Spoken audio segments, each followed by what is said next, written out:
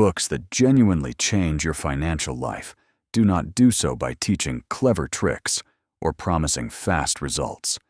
They change something deeper: how you think about money, time, risk, and yourself. The 5 books below have endured not because markets stayed the same, but because human behavior did. Each one attacks a different psychological weakness that quietly sabotages financial progress, and together they form a foundation that is far more powerful than any tactic or trend. The first book that consistently reshapes financial lives is The Psychology of Money by Morgan Housel. Its impact comes from a simple but uncomfortable truth: doing well with money has more to do with behavior than intelligence. Housel shows that patience, humility, emotional control, and the ability to define enough matter more than IQ math or market timing. This book often changes readers by relieving them of the pressure to be perfect. It replaces comparison with self-awareness and teaches that survival and consistency are the real engines of wealth. Once this lens is adopted, reckless risk-taking and constant anxiety begin to lose their grip. The second transformative book is The Richest Man in Babylon by George S. Clason. Written as ancient parables, its lessons feel deceptively simple, yet they strike at the core of modern financial failure. Paying yourself, first controlling expenses, protecting capital, and making money work for you are not innovative ideas, but they are timeless ones. This book changes lives by introducing structure where chaos once lived. It teaches respect for money, not obsession with it, and shows that wealth begins with discipline long before investing sophistication enters the picture. The third book that alters financial direction is The Millionaire Next Door by Thomas J. Stanley and William D. Danko. Its power lies in destroying the myth that wealth looks rich. Through data rather than opinion, it reveals that most millionaires live quietly, spend intentionally, and avoid status-driven consumption. For many readers, this is the first time they realize that looking successful and being financially free are often opposites. This insight permanently changes spending behavior, shifting the goal from appearance to independence. The fourth book that changes financial lives is Rich Dad, Poor Dad by Robert Kiyosaki.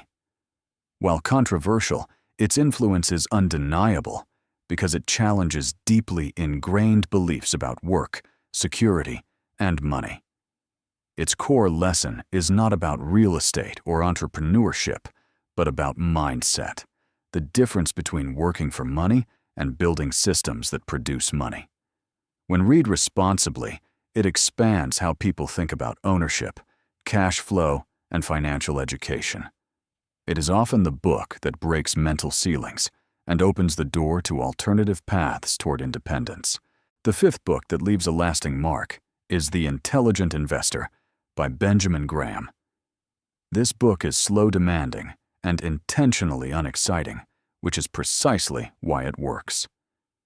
Graham teaches that investing is not about prediction, but about discipline, margin of safety, and emotional independence from the market. Readers who truly absorb this book often experience a reduction in anxiety rather than an increase in confidence. They stop reacting to headlines and start thinking in terms of principles. This book does not make you feel smart. It makes you resilient, because the real power of these 5 books is revealed only when they are applied together, not admired separately. Most people read financial books the way they consume inspiration: quickly, selectively, and emotionally. They highlight the parts that feel exciting and ignore the parts that feel restrictive. This is exactly how financial progress breaks down. Each of these books was written to solve a different problem, and when one is used without the others, imbalance appears. Part 2 is about integration, how these ideas form a complete operating system for money, and why that system is so difficult, yet so effective to live by. The first insight is that these books address different stages of financial maturity. The psychology of money stabilizes your emotions and expectations. Without this foundation, every other lesson becomes fragile. If you cannot tolerate volatility, boredom, or uncertainty, no strategy will survive long enough to work. This book teaches you how not to sabotage yourself. The richest man in Babylon then introduces discipline and structure. It answers the question most people avoid: what must I do consistently before investing even begins? Saving first, controlling expenses, and respecting capital are not optional steps. They are prerequisites. The Millionaire. Nextdoor protects you from social pressure, which is one of the most underestimated financial risks. Even disciplined savers fail when comparison creeps in. This book teaches you that wealth is invisible and that freedom is incompatible with constant signaling. Without this lesson, any progress made through saving or investing is eventually consumed by lifestyle inflation. Rich Dad, Poor Dad then expands your mental horizon. It challenges the assumption that wages alone will create independence and encourages thinking in terms of ownership, cash flow, and systems. Used responsibly, it pushes people to think bigger without abandoning discipline. Finally, The Intelligent Investor provides rigor and protection once capital is ready to be deployed. It teaches how to survive markets emotionally and financially, ensuring that whatever you build is not given back during inevitable downturns. The second critical lesson is how these books are most often misused. Many readers take only the most stimulating ideas. They read Rich Dad, Poor Dad and rush into leverage without having Babylon's discipline or Graham's margin of safety. They read The Psychology of Money and use luck as an excuse for inaction rather than humility. They read The Intelligent Investor and become paralyzed, waiting for perfection that never arrives. Financial damage rarely comes from bad books.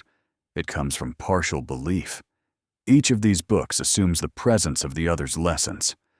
Remove patience restraint or self-awareness, and the system collapses.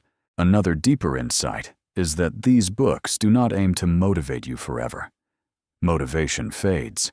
What they aim to change is identity. Over time, readers stop asking, "What should I do with money?" and start asking, "What kind of person am I financially?" That shift is everything. You begin to see saving as normal, not heroic. You stop chasing excitement because it feels reckless, not fun. You become comfortable looking ordinary. You think in decades rather than months. This is not dramatic. It is quiet. And that quietness is exactly why it works. There is also an important warning embedded in this list. Reading is not progress. These books are tools, not trophies. Rereading them without changing behavior becomes a sophisticated form of procrastination. Each book demands action, but small action. Saving before spending, tracking expenses honestly, investing consistently, defining enough, saying no to upgrades that add little value. Progress comes from applying one principle at a time until it becomes automatic. Financial change happens slowly, then suddenly, and most people quit during the slow part. When these books are applied correctly, something subtle but powerful happens. Fear begins to loosen its grip. Fear of not having enough. Fear of missing out. Fear of looking unsuccessful. In its place comes clarity. You know why you are saving. You know what you are investing for. You know which risks are worth taking and which are not. Money becomes quieter. Decisions become easier. Life becomes less reactive. And this is where the story ultimately lands. The 5 books that change financial lives do not do so by making people rich overnight. They make people harder to financially harm. They build resilience, patience, and independence of thought. Over time, that resilience compounds into wealth almost as a side effect. The true transformation is not in net worth, but in behavior that no longer needs constant correction. If there is one final lesson to take away, it is this: financial success is not about finding the right book, but about letting the right ideas reshape your behavior permanently. These 5 books endure because they speak to human nature, not market cycles. They do not promise certainty. They promise durability. And in a world obsessed with speed, durability is the rarest and most valuable financial advantage of all.